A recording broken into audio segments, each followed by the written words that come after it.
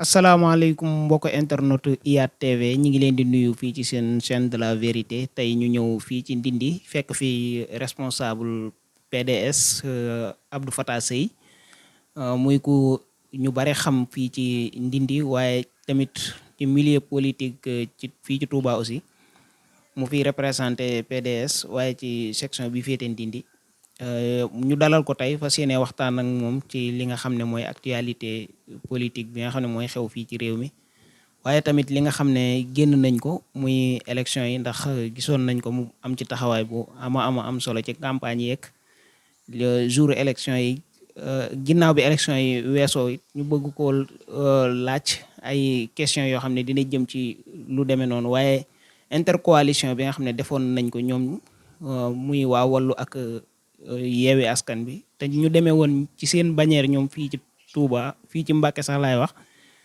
loolu lépp ñu bëgg ci ay leeral ak moom xam naa balaa ñuy guddal dañ koy jox mu nuyoo su ko defee ñu dugg ci waxtaan wi bisimilah Abdou Fatah. asalaamaaleykum sëñ Fallou Seye ñu ngi lay siyaar di siyaar waa site internet bi IYAT TV ak mbooleem ñi ñuy déglu ci réew mi ak ci bitim réew ak ñëpp ñuy seetaan IYAT TV ak ci département bi yëpp. waaw jërëjëf Abdou Fatah tey nag dañu bëgg waxtaan ak yow ci li nga xam ne mooy li ñu passé daanaka foofu la ñuy njëkkee muy élection yi tey boo doon def jàngat ci campagne bi nga xam ne mënee ngeen ko fii Touba ak élection yi ban jàngat nga ci def. waaw ñu ngi lay siyaarewaat bu baax di rafetlu bu baax it tey rafetlu question bi njàngat yi ñu ci am mooy élection yi wax dëgg yàlla fii ci département bu Mbacké taxawaay bi nga xamante ni entre coalition Yewwi Wallu amoon nañ ko fi taxawaay bu rafet la boo xamante ni liggéey nañ ba pare daanaka amul benn violence boo xamante ni juddoo na ci te taxawaay bi nga xamante ni leader yi amoon nañ ko ci muy taxawaay bu rafet kenn ku ci nekk da nga ko jëloon defoon ko sa yëfi bopp ba résultat yi ci am ci kon nag ñu ciy sant yàlla bu baax te di sant leader yëpp ak mbooleem responsable ak militant ak militante boo xamante ni doon na yëngu ci élection yi. waaw ñu gis leen ba tey ne élection yi fii Touba da ngeen a gagné ñi di coalition bi di Benno Bokk Yaakaar ak écart boo xam ne daa amoon na sax yeneen coalition yi ngeen ko bokkaloon waaye mën nañu wax ne seen adversaire direct Benno Bokk Yaakaar la woon ngeen rawee ko écart bu yaatoo yaatu muy 79 000 voix. ban jàngat nga def ci ndam loolu nga xam ne am ngeen ko ci kaw Benno Bokk Yaakaar. man damaa yaakaar ne sax écart boobu waroon na ko ëpp. ci jàngat ni ma gis ndax liberté wóor mooy waa coalition Benno Bokk Yaakaar campagne bi ñu waroon a def fii ci dëkk bi defuñ ko. ndax boo demee ba nekk politicien ba pare di làqatu booy génn jant bi so booy duggaat sa kër jant bi so. boobaa mëne woo benn campagne. te loolu lépp li ko waral mooy Benno Bokk Yaakaar ñàkk taxawaay bu mu ñàkkee taxaw waa dëkk bi ak insistance bi nga xamante ne nii mi ngi koy teg ci doomi dëkk bi ak ci sénégalais yëpp. moo tax ba du département Mbacké rek dama naan Sénégal yëpp pour nga gis leen ñu génn nañu war a génne am taxawaay bañ war a am da doon jafe lool ci leader yi nga xamante ne ñoo ànd nag ñoom. loolu nag li ma gën a yaakaar mooy damaa yàpp ne ci président bi la ndax. président Macky Sall. président Macky Sall waaw. ndax li tax ma ne jàpp ne ci président bi la mooy ñi doon liggéey sur le terrain. te nekkoon ci Benno Bokk Yaakaar ñu xam leen. bi muy élire tey taxawal listam ñu bari da leen faa jéggi. wëriwaat leneen te chaque élection dafa mel ne lu mel noonu lay maintenir ci coalition Yewwi Benno Bokk Yaakaar. dit pourtant moom ñi mu élire ay grand tête lañ def fii ci ndax Galas Kaltoum bi nga xam ne mooy tête de liste bi moom déjà député la woon. te it gis nañ Abdoulaye Gaynde Fatma moom mu nekkoon ci wetam nekk ci liste nationale bi tamit kon kay mën nañoo jàpp ne ay leader yu mag la investir fii tamit. suñu Galas Kaltoum suñu xarit la suñu doomu sëriñ la. nit ku ñu respecté la it. ku yàgg ci milieu politique bi la ndax dama jàpp ne PS ba léegi ni mi ngi ci di yëngu. dama yaakaar ne sax ñu bari dañuy jaawale suñu Galas Kaltoum ci. bi mu nekk député fii nii ci bannière PS la demee woon boobu ñu ngi ci coalition bi ñu baree bari dañu jàppoon ne APR la demee mais ci bannière PS la demee woon ñoom ñoo ko effectivement ci la bokkoon. Boobaak léegi it xaj na xawoon naa def recul tuuti ci milieu politique bi waaye politique mook santé ñoo xaw a yam loo ci gën a gëj rek di ci gën a ñàkk ay point ndax xam-xam la boo xamante ni li nga ciy yëngutoo ko su néew bët bu set mu indil la xam-xam bu bees boo xam ne da nga cee war a jànge dara. wàllu santé yi dafa mel ne noonu la demee ci ñi ko jàng ndax bët bu set ñu indil la garab bu bees boo xamante ni nañ ko doon traité bokkut ak ni ñu koy traité tey. Sëñ Galas nag dama yaakaar ne xaw googu mu xaw a gëj ci milieu politique bi moo tax ba lii ko dal ko. waaw moom gëj na ci milieu politique bi ci ni nga ko waxee mais moom député la daanaka mandat bi passé député la woon donte que ñu bari xamuñu ne sax moom mi ngi woon à l'Assemblée xamuñu nag lu waral loolu mais moom député la woon aussi tamit tolloon na jamono boo xam ne dafa mel ni dafa doon sànni xeer Benno Bokk Yaakaar gi nga xam ne daanaka ci la demee woon à l'Assemblée nationale léegi naka nga gisee moom mandat bi nga xam ne defoon na ko ci législature bi jàll ndax jàpp nga ne mandat bu gën la pour ñu waroon koo mën a éliraat fii. waaw ci côté Benno Bokk Yaakaar dañ xam naa mën naa am dañoo jàpp ne ñoom mooy mandat bi gën waaye damaa jàpp ne député bu ñu la éliré ci liste nga présenté fa département bi wala nga présenté fa réew mi li gën mooy sénégalais yi ak sénégalaises yi nga jege leen ba xam yi nga xamante ni seen i jafe-jafe la boo demee assemblée nationale ministre bi nga xamante ni moo yore loola bu fi ñëwee nga mën koo dénoncé Touba ñàkk na éclairage ñàkk na ndox ñàkk na yeneen ak yeneen ak yeneen boo demul assemblée nationale nag fañ nga xamante ni fa la ñuy watee budget ba di fa orienté kenn ku ci nekk ministre bu nekk di fa jaar soo fa demul lay jafe-jafe yi nekk biir Touba doo ko mën a jottalee loolu tax assemblée nationale bii di ñuy taxawal muy bu bees bi ma am ci yaakaar lool ndax yaakaar ji ma ci am mooy ay xale ñoo fa jëm yoo xamante ne nii lu ne mënoon nañ ko am ci politique bu fekkoon te woon ne dañoon rejoindre woon Benno Bokk Yaakaar ñu gëm seen bopp nag taxaw dignement ngir liggéeyal département bi waxuma la liggéeyal département bi ngir liggéeyal réew mi te ma jàpp ne bu ñu demee assemblée nationale lu baree bari yu fa doon xew dina sensé loolu tax assemblée bi di ñëw ma am ci yaakaar. waaw ba tey dañuy des rek ci Benno Bokk Yaakaar ak campagne bi nga xam ne mën nañ ko fii Touba gis nañu ne avant ñoom ñuy démarrer seen ay campagne ñëw nañ ci xalif général ak kàddu yi nga xam ne waxoon na leen ko Macky Sall fa ma ko dencoon laa ko denc ba léegi ñoom jëloon nañ kàddu googu di ko mu doon seen arme de campagne ñu ko doon wëree dëkk bi dem ba ñenn ci ñoom sax di wax ne Benno Bokk Yaakaar woteel ko mooy woteel sëñ bi nan nga gisee ci attitude boobu nga xam ne amoon nañ ko ndax jàppoo ne tamit loolu moo tax ñu perdre tamit. waaw sëñ Mountakha damay ñaan suñ borom yàggal ko fii te wéral ko te li mu yéene liggéeyal maamam ja Xaadim Rasuul suñ borom may ko kàttan ba mu def ko ni mu ko soxlaa murit yëpp war nañ ko koo ñaanal jullit yëpp war nañ ko koo ñaanal àddina bépp war nañ ko koo ñaanal ndax moom taxawaayam xàmmewut ku jóge Benno Bokk Yaakaar ak ku jóge PS ak ku jóge APR ak ku jóge Pastef lim xam mooy nit jëmmi nit mooy ñëw ci moom am lu mu yittewoo ci moom muy ñaan bu fa Macky Sall demee mu ñaanal ko bu fa président Ousmane Sonko demee mu ñaanal ko barki démb gis dégg nga wax ju rëy ji mu wax ci président Abdoulaye Wade bi fa waa PDS yi ñëwee képp koo xamante ni da nga fee nekkal sëñ Touba gis-gis boobu ak yëg-yëg boobu rek ngay am ci doomu aadama yi ndax dénkuñu la parti dénkuñu la coalition dañ laa dénk julliti yàlla yi nga war cee liggéeyal yàlla kon kenn ku ci nekk bu ñëwee wàccuwaay ba mu am fa yow da nga ko jox ba mat sëkk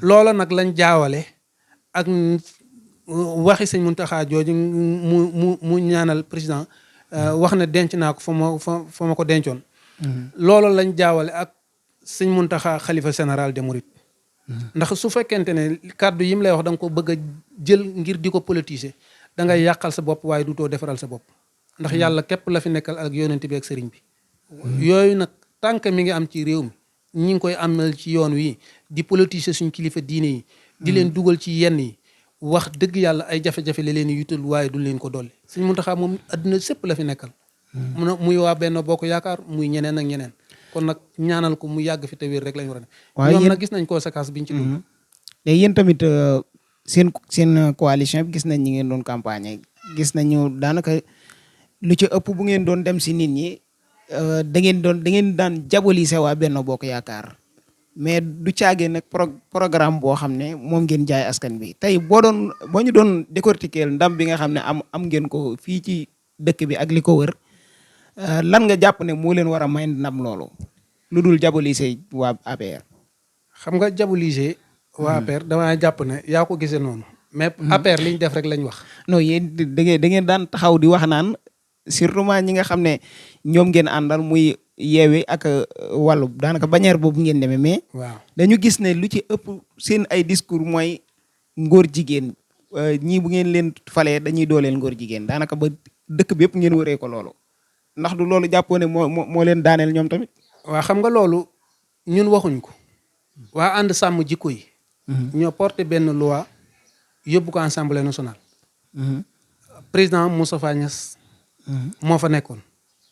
yaakaar naa ne sax yéegul ci plénière yi ci kii boobu loi boobu ñu porté woon. ñu dàq ko. nanguwuñ ko wote ngir bëggoon a criminaliser homosexuel affaire góor jigéen. léegi mbir moomu li ma ci xalaat mooy li woon gënoon a jàppandi ci ñoom. gënoon a yombal lépp nga xamante ne nii ànduñu ci. te dañ koy bañ mooy ñu criminaliser ko ndax ci ay réew ci Afrique. am na yu ñu wax ne légaliser nañ fa homosexuel fu mel ne Ghana ak ñeneen ak ñeneen lan moo tax ñu ci dañ ne 95% des musulmans te loi boobu waxuma la diine l'islam mais diine yëpp a ko bañ lan moo tax mënuñu koo criminaliser mais ñoom d'accorduñ ci de ñoom dañ ne am na loi bu koy xeex ba pare ñoom waxuñu ne dañoo d'accord pour mu am fii Sénégal dañ koy xeex comme ni ko ñëpp xeexe mais da ngeen a bokkut ak ñoom nu ngeen koy xeex parce que ñoom dañoo ne loi bi déjà am na fi loolu mooy problème bi ba pare ngeen jël loolu yéen di ko wëree réew mi naan dañoo bëgg a dañoo bëgg a xaw ma indi góor jigéen fii ci réew mi. waaw xam nga yow da ngaa baax rek ndax ñoom dàquñu ko nañ ko watee ñoo amoon majorité Assemblée nationale. dàquñu loi bi nañ wate loi bi. loolu moo gën a yomb. buñ ko wote woon kenn mënu leen cee taxal lu toll ne c'est vrai ndax dañuy xam ne bi ñu contrôler affaire homosexuelle ba indi ko waa sàmm ànd sàmm ji koy def seen kii andi ko fa projet de loi indi ko fa ñu am ay député yu bokk ci ñoom am na ay député yu bokk ci opposition bi yu porté woon loi bi yóbbu ko fa bu fekkoon te woon ne taxawaay bañ war a am na ko ci mooy ñoom ñooy njëkk a yàkkamti mu yegg si Assemblée nationale ñu wate ko. la nga jàpp ne kon yéen moo leen may ndam ndax gis nañ ne li ngeen présenté askan wi moom du programme gisuñu benn yoon ngeen présenté askan wi dinañ def nangam gisuñu ngeen présenté li benn programme lan ngeen jàpp ne moo tax askan wi wootee leen est-ce que du kon askan wi dañoo mere Macky Sall rek tourné yem ci yéen ñu jox leen carte yi. xam nga ñun dañ dul def contre vérité. xam nga liy dëgg mooy. su fekkoon toon ne waa Benno Bokk Yaakaar lu ne dañ koy dige.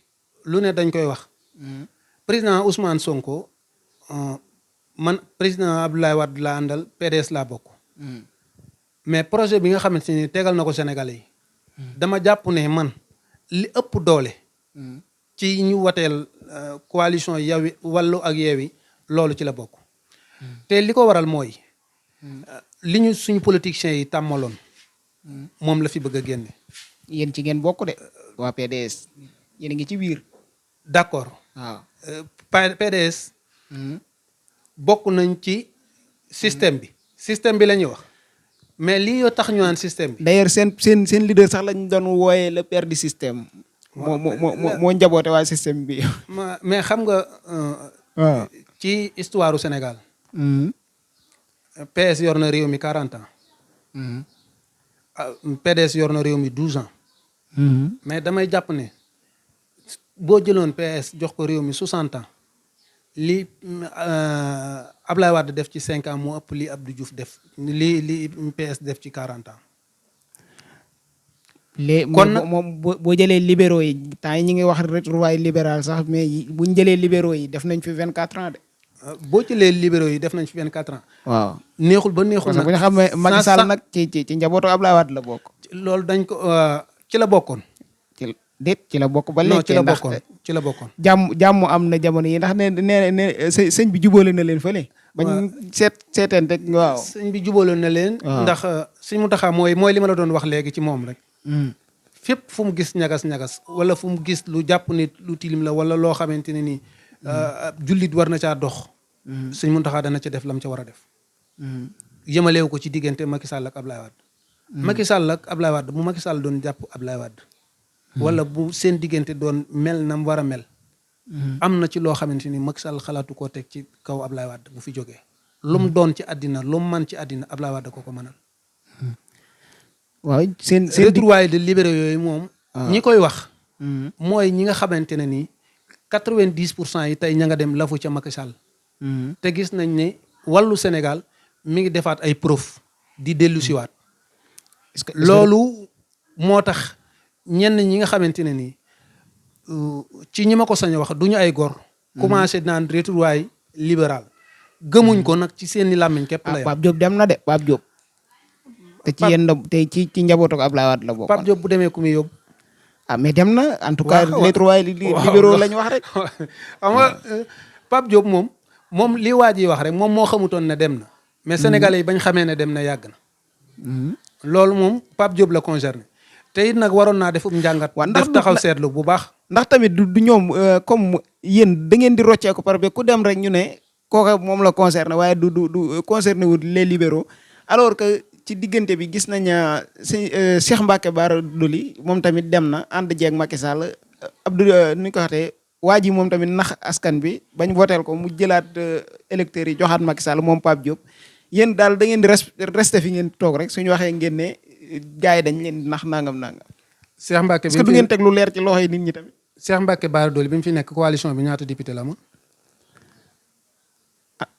mais en tout cas ci Abdoulaye Wade la bokkoon. d'ailleurs seen liste locale yi rek moo ko jiite woon. bu wér. bu wér. waaye nag tey jii la wàllu askan wi ëpp ay député. waaw Pape Diop moomu dem. Bamba Fall demutoon. mooy li may wax rek. ana ñeneen waaw. loolu mooy li ma doon laaj ne nit ñi dañoo mere Macky Sall moo tax ñu tourné yem ci yéen jox leen carte yi loolu kay mooy li ma doon. waaw xam nga bu fekkoon taw na dañoo mere Macky Sall tourné. am na yeneen nuñ koy waxeeti yeneen coalition yi fi nekkoon. am na yeneen mais. waaw lu tax ñu taamu coalition Yewwi Wallu.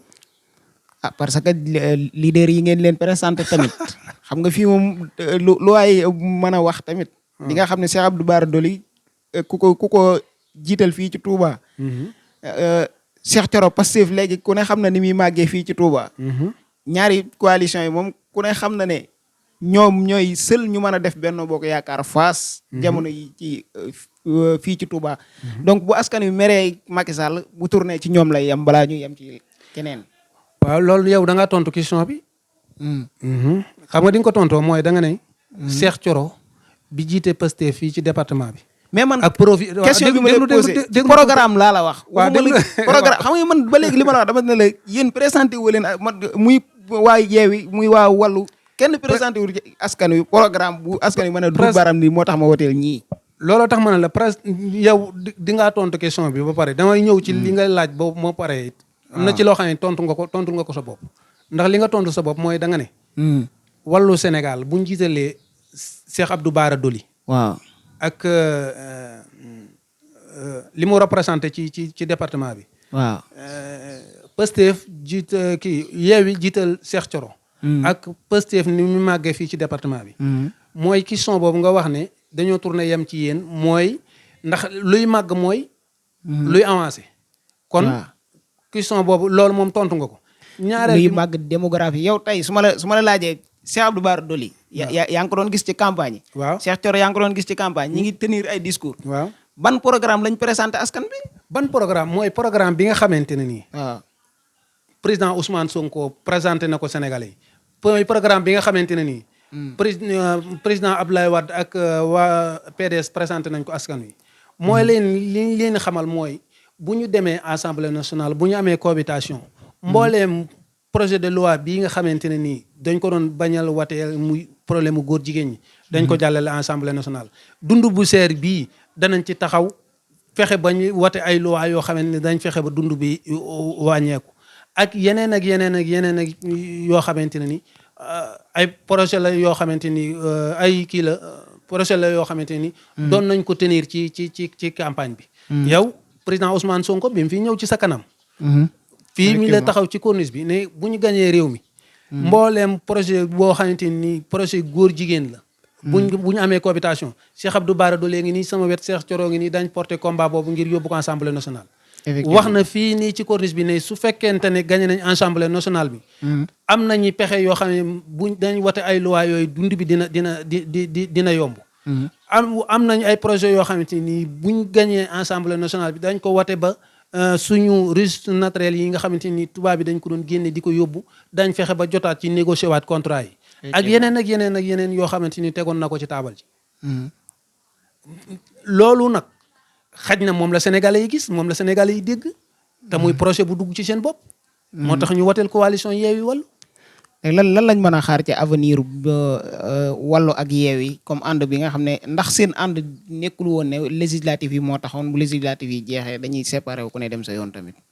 xam nga loolu. ni ko nit ñi di jàngate man duma ko jàngate noonu. kër gii ma nekk. waaw sama baay ngi fi. APR la àndal. sama rakk a ngi fi APR la àndal. samay rakk ak samay soxna ak sama soxnay rakk ñëpp.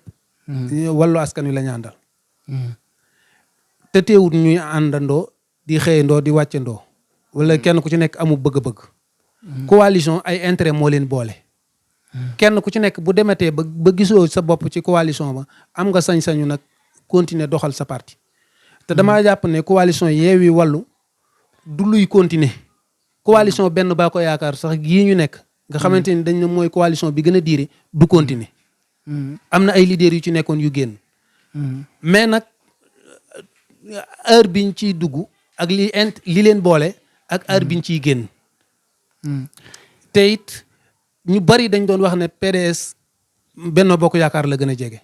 élection yii passé woone na ne PDS jegewut ak Benno Bokk Yaakaar waxtaanuñ ci guddi waxtaanuñ ci bëccëg. coalition bi nga xam ni Déthié Fall da koo créé nga xamante ni Déthié Fall moo ci dox ci li ñu wax ba coalition bi taxaw. dafa bett Benno Bokk Yaakaar bett ñu bëree bëri moo tax profit yi mu am mu mën koo am. mais suñ ko taxawaloon te nit ñi yëg ko wala nit ñi xamee ko noonu mu demee woon yaakaar naa ne jéego yi mu dox ak fii mu yegsi du fi yegsi. te ñi taxaw temm ci ngir tas ko ak ñi taxaw temm ci ngir diaboliser leen boo leen dee seet APR rek la ñu jege wala Benno Bokk Yaakaar la ñu jege. Karim Wade ñuy xalaat ne dina ñëw ndax yéen a ngi xaar ñëw Karim Wade lan nga ñu mën a leeral ci ay mbiram moom. mbiri Karim Wade moom damaa jàpp ne nit ku nekk. ña la gën a jege ñoo gën a xam ci yow lay xew ci yow. ñun Karim bi muy yor génération de concret fekkoon nañu bokk ci PDS. ñun PDS lañ du ñu ay karimis.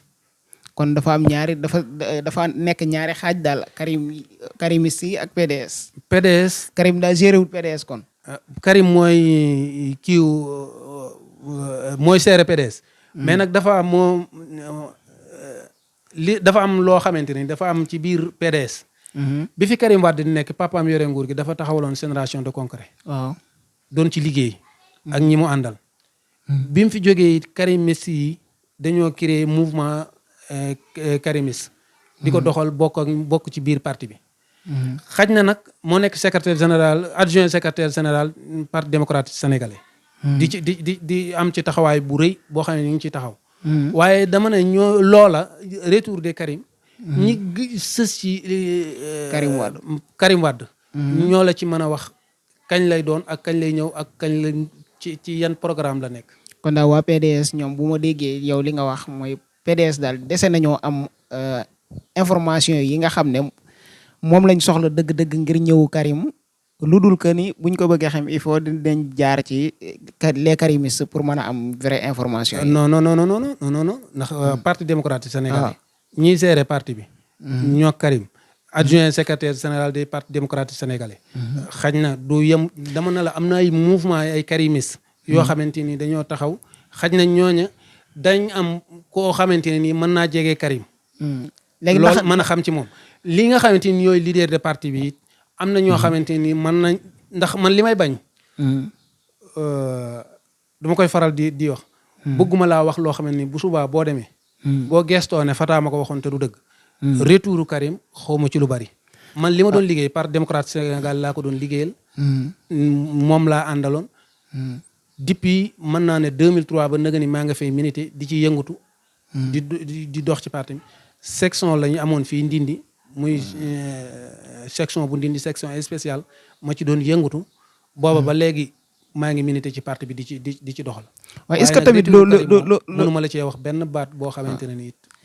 est-ce que tamit loolu wane wut que ne li nit yi li ñenn ñi doon wax naan PDS deewoon na waaye bi ñu collaboré ak Yewwi surtout nag fii nga xam ne mooy diwaanu Touba collaboration bi ngeen def ak Yewwi moo leen sulliwaat yéen. loolu ñu koy wax mooy ñi xamul politique rek ak ñi nga xamante ne nii wax naa la ko léegi. waaw PDS arrangé tu leen wala leneen moo leen arrangé. ndax booy xool tey lii jege Macky Sall. ñëpp PDS lañ nekkoon Abdoulaye Wade jox leen ay responsabilité teraanga ju ne mu defal leen ko. taxawaay bu ne mu taxawu leen ko. 90% yi ñoo ko trahir ñoo jege Macky Sall. Macky Sall li gën a yàq politique am loolu ci la bokk.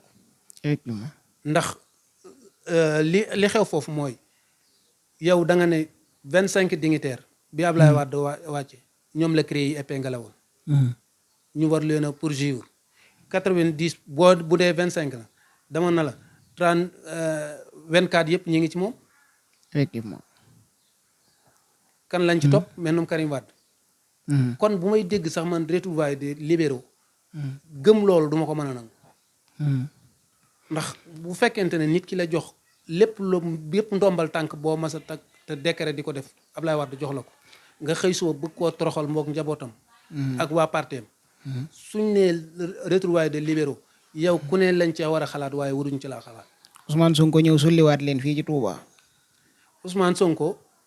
dafa xaw a local yi yéen da ngeen a ñàkkoon de local yi fii Touba ku ne xam na ne daan ngeen ko gagné ay jamono mais da ngeen dem ba mu commencé woon di génn seen loxo ngeen ànd ak waaye Yewwi Askan Wi nekkaat première. mais est-ce que loolu du woon leader bi fi nekkoon. leader ban. Cheikh Mbacké fi nekkoon di. ah yan élection la fi gagné. même mu ngi gis leader bi ngeen jiital tamit mi ngi fi woon ci élection yi passé di. élection locale yi ànd ak bokk gis-gis te kii woon dafa ñàkkoon. est-ce que du fam nekkoon na ko ñàkkloo. dafa ñàkkoon. est-ce que du fam nekkoon na ko ñàkkloo. mais ngeen jël ko indi ko fii ba pare wëlbatiku waat am na sax ñuy wax ne. Abdoulaye Wade bu fekkoon bu ko waa Yewwi Askan Wi proposé woon ne bu mu am benn député ci liste bi te ñu demee bañeeru kese moom dina ko nangu ne ngir bëgg a sullee ko waat. xam nga yaar dafay am na ñu wax ne. ñiy wax. moom da nga leen di bàyyi ñuy wax rek ngay jëf. ndax bañeeru li gone yi di faral di wax. yaar yi moom kenn du ko jàngale Touba.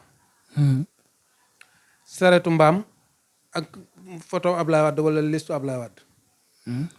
liste Ablaye Wade boobu moom lañ gañe woon ci local yi lu gone néew. xam-xam da nga xàmmee Ablaye Wade da nga xam saretu mbaam. mais liste boobu moom lañ gañe woon ci local yi biñ xàmmee woon ak yooyu noonu. waaw xam moom lañ gañe woon ci local yi. moom lañ gañe woon ci présidentiel yi. waaw mais nag lenn lu ci nekk. la koy indiwaat liggéey ko indi te dañoo liggéey sur le terrain. ak ànd bi ngeen ànd ak ñee. gaa yi xam nga ànd bi it dama na la. fii nii ñu nekk nii. waaw Macky Sall du coalition Benno Bokk Yaakaar la ne. waaw coalition Benno Bokk Yaakaar waaw. moom la nekk waaw. waaw voilà ñi fi investir woon ci bañ coalition lañ leen investir coalition Benno Bokk Yaakaar ñaata parti ko composé. bari na waaw kay léegi nag bu fekkente ne politique moo toll foofu. ak ku mën a doon ku ne. fekk coalisé woo doole ji nga war a am doo ko am. ndax PDS mën nañu xalaat ñu am beneen mbër ci 2024 bu dut Karim Wade wala Karim Wade rek la ñuy xaar pour mu ñëw. waaw li parti bi waxagul ne. mennum Karim Wade. la ñuy xaar. pour mu ñëw xaaraatuñ beneen leader. waaw léegi kon xam naa ne dañuy egg ci cëppaandawu émission bi. bu fekkoon da nga ñuy jàngatal assemblée bi nga xam ne mooy assemblée bu bees bi. xam naa ne sax balaa ñoo dugg ci loolu dañu lay laaj nan nga gisee résultat yi nga xam ne mënuñoo ñëw fii ba dem te duñ la ko laaj résultat yi nga xam ne joxe nañ ko nga xam ne Benno Bokk Yaakaar nee nañ am nañ 82 députés alors que ñenn ñi sax wax nañu ne seen i ay députés yi ñu am amul weesuwul 74 mais ak seen i pexe moo tax ñu dem ba 82 nan nga mën a jàngatee résultat yi nga xam ne tukkee na ci élection yi nga xam ne weesu na. résultat yi am ci élection yi moom man damaa jàpp ne ay élection 2012 rek la ci Macky Sall mos a gañ. waaw yeneen yi ci des yëpp ay pexe lay jàlle. 2019 ak législative. 2012 rek laa jàpp man 2012 rek laa jàpp ne moom la gañ ci élection. waaw ba mu nekk ci bopp réew mi ba tey. waaw élection yii yéen ay journaliste ngeen. yi couvrir ngeen élection yi biñ paree. rajo yi télé yi ak mbooleem koo xamante ne nii ci réew mi nga dëkk. résultat yi nga xamante ne nii mi ngi doon wadd. xam nga ne Macky Sall mënut a am 82 députés. bu fekkente ne nag da ngaa yor ministre de l'intérieur. muy organiser élection yi. yu bare bare nga mën koo def. moo ko yóbbu fii mu yegg. président Ousmane Sonko wax na ko ci seen programme de presse. nee na Antoine Diome li ñu ko Macky Sall sant mooy na am 90. bu amee 82 députés. benn député bi léegi tax a am majorité. mën naa jóge ci ñun coalition Yewwi. mën naa jóge ci non aligné. effectivement bi mu koy wax résultat génn gu doon de waaw. bi mu pare li mu doon wax noonu la demee. effectivement. te it li mu doon wax ne am na opposition yi ñu nekk ci opposition bi ay opposition lañ. dañuy liggéeyal Macky Sall waaw. c'est-à-dire li tax ñu bare man bokkuma parce que wàllu Sénégal laa bokk. Ousmane Sonko laa gis seen politicien boo xamante ni. lu mu la wax. booy boo nga bàyyi ci. effectivement. lu ma nag li ñuy wax lépp dëgg. waaye lu la wax lu ne bàyyi ci xel. te ku gisee bët di xool. effectivement. bu dee fukk boo gisul fukk yëpp dina gis juróom-ñeent.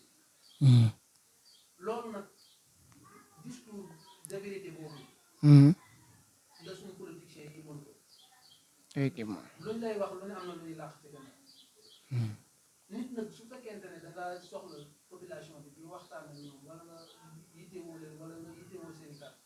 li wér te wóor mooy soo leen waxee dëgg dañ lay gën a ñëw ci boo leen ci te Ousmane Sonko ci dynamique boobu la. li ngay wax mu neex la mu naqari la daf koy wax. te boo demee ba ci kanam da nga gis résultat. loolu nag loo am solo la ci politique bi mu am. waaw kon xam naa da ngay jeexal ci assemblée bu bees bi nga xam ne installé guñ ko sax mais ci lañ jëm lan lañ mën a xaar ci assemblée boobu nga xam ne moom la ñuy séentu mu war a ñëw bu mel ni assemblée bu Barthélémy Dias war a nekk ak ñoom Guy Marius Sagna tey sax gis nañ ko mu def live bu am solo lan lañ mën a xaar ci assemblée boobu selon yow. assemblée bu la boo xamante ni bu yaakaaru la. li tax mu yaakaaru ay xale rek ñoo ko. te assemblée boo xamante ni Guy Marius Sagna ñoo te ku ne xam na taxawaayam ci réew. assemblée boo xam ne Barthélémy Dias moo te ku ne xam na taxawaayam ci réew. te li composé assemblée nationale boobu man maa ngi dégg ñu ne coalition Yewwi wala dañoo bëgg am ñetti 4 groupes parlementaires. te buñ ko defee day am solo lool. li Barthélémy Dias xalaat. li Cheikh Thioro wax xalaat bu fekkente ne bokk na ci président groupe parlementaire. li Guy Marius Sagna xalaat. bu fekkee bokk na ci président groupe parlementaire. da nga am 10 minutes de parole yoo xamante ni da nga wax li nga bëgg a wax lépp. te it bari na ci réew mi loo xamante ne nii. suñu ci waxul du saafara. effectivement. kon nag assemblée la bu yaakaar. li tax ma jàpp ne assemblée bu yaakaar ñeneen ñi des xañ ne mbir ma leen doon. mais Cheikh Thioro mi yàlla dogal ànd nañ lu mat daanaka leen jege ñaari weer. suñu xamante woon nañ nii waaye xamante wuñu woon ci wàllu xamoon naa ne moo fi nekkal. Pastef. waaye nag taxuñu woon ñu jaxasoo ci wàllu politique. diir bi ñu ànd dama jàngee ci moom lu bari ndax xale la waaye nit ku am jom la nit ku bëgg boppam nit muy ku fonk kàddoom la te loolu bëri lu ko politicien di def moo tax ma xalaat ne bu fekkente ne li Pastef produit ni sëñ Cheikh Thioro lañ mel assemblée boobu dana yaakaar waaw kon dañ lay sant di la gërëm Abdou Fatah Seye lañ dalaloon fii responsable PDS fii ci Ndindi waaye ñu lay jox nga tàggoo rek su ko defee ak kàddu yu mujj yi ñi nga war a sant su ko defee ñu tënk émission foofu. kàddu yu mujj ñu ngi lay sant bu baax a baax yow suñu Fallou Seye ndax lii nii xëy na waajur ko ndax daa mel ne heure bii démb rek nga ma wax ma effectivement. léegi lañ ci waroon na ci nit lépp loo xamante ni wax nañ te muy luñ mën a dégg ñu ngi koy sant yàlla bu dee njuumte nañ ñi ci excusé wu ñëpp rek te xam ne doomu aadama moom ñaareel bi mooy di sant Cheikh Thioro mi nga xamante ni man wàllu askan wi laa bokk waaye Cheikh Thioro moom laa àndal diira campagne yow xam nga di dara amul kenn ku bokk PDS koo xamante ne ni fréquenté naa la ñu ci campagne li tax ma def ko nag mooy njindi gi ma dëkk président Ousmane Sonko daf ñoo sagal ndax dafa jël doomi dëkk bi mu suppléant sax mu suñu ko ci benn liste effectivement. mu jël doomu dëkk bi di suñu Cheikh Thioro ci ku yaru ko amul dal bëgg boppam mu gisal ko ci dëkk bi ba yàlla dogal mu jàll lépp loo xamante ne ni Abdou Fatah mën na ko ci wàllu politique ci taxaw ci jàppale soutenir ba mu am li mu bëgg dinaa ko loolu moom lépp la ma jaral ñaareel bay di sant waa dëkk bi yëpp waa nit boobu ma seen fay ndax seen doom la seen xarit la seen soppe la te kenn ku ci nekk muy ñi nga xam ne sax yàlla dogal na bokkuñu paat ñi nga xam ne affaire lañ ko ñu bëri dañ may woo di ma consulté di ma laaj te xaj na xaw ma dara waaye nag doyloo buñ ma doyloo moo tax ñu dima ko def di sant góor ñi di sant jigéen ñi di sant mag ñi di sant ndaw te wax na leen coalition Yewwi wala moom ñëpp la fi nekk képp koo xamante ne ni gis nga sa bopp ci coalition boobu ñu ngi lay tàllal loxo tey ñaan nga ñëw ànd ak ñoom jigéen ñi dëkk bi nag dañoo bëgg ñëpp jàppale suñu Cheikh Thioro ndax doomi dëkk bi la ci dëkk bi la dëkk tey fi ne nii sax buñ naan député ñu naan Ndindi la dëkk xëy na Ndindi la dëkk waaye nag département bi yëpp la fi nekkal réew mi yëpp la fi nekkal waaye nag lenn lu ci nekk lu gën a jege gën a yee nañ ko jàppale te taxawu ko seen doom te di ko ñaanal te soutenir ko ba li mu bëgg ak taxawaay li mu bëgg mu taxaw ko suñu borom mottali ko réew mi yëpp ñu ngi sant ñëpp di gërëm ñëpp di baal wax ñëpp jërë ngeen jëf kon mbokki internet IYAT TV tey ñëwoon fii ci Ndindi amoon responsable PDS Abdou Fatah Seye waxtaan wi dégg ngeen ko am na solo lool point yu bari tamit laal nañ ko ci donte que liñ bëggoon a am li ñu amoon ci question yëpp joxewuñ ko mais temps bi moo xat moo xaw a manqué moo tax xam naa beneen yoon rek incha allah ñu ngi joxe dig daje beneen yoon ci geneen gan incha allah.